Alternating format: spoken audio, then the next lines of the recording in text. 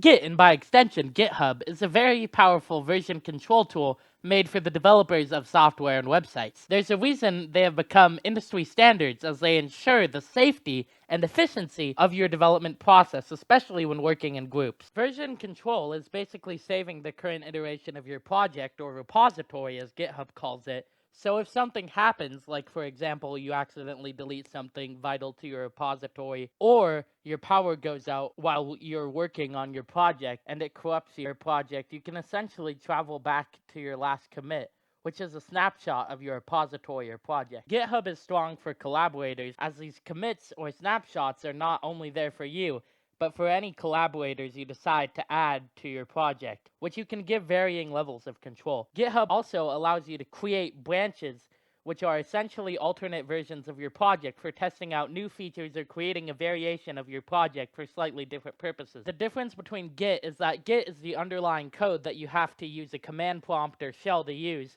whereas GitHub provides servers for you to host your Git projects on instead of storing them on your computer, as well as a more friendly user interface. Git has been used for a variety of projects, from websites to games to softwares, but I would like to highlight the FOSS, free and open source, projects that have been made using GitHub.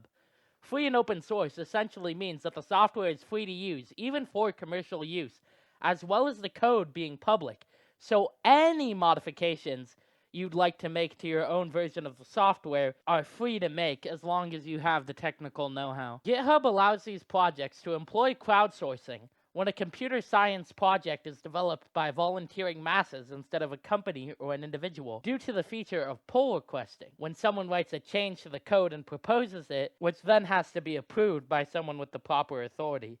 Which means free and open source software can get frequent updates without putting a large strain on any one individual. There are many excellent free and open source software, but I would like to highlight Godot and Blender specifically.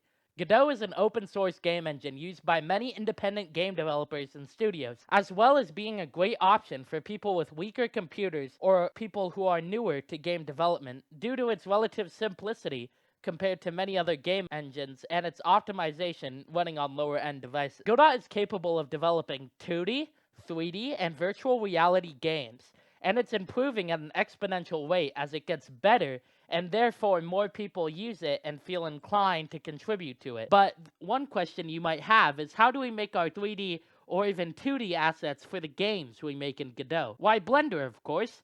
It's a one-stop shop for 3D modeling, texturing, rendering, and animation. There are alternatives that are capable of doing similar things, but Blender doesn't rob you to make a flipping donut. God forbid I want to use a 3D modeling software without selling my soul to the Dark Lord to afford it. Nobody's that cruel, though. Right? So how is Git created? The developers of the operating system, Linux, were using a DVCS, distributed version control system, called BitKeeper.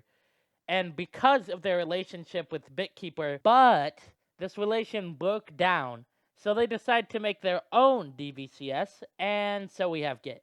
Computer science not only helped this invention, but it was made with computer science for computer scientists. In conclusion, Git and GitHub are a powerful tool that allows developers to cooperate with ease and ensure the safety of their project, that has given way to excellent free and open source or FOSS projects like Blender and Godot that was created out of a necessity for the development of Linux.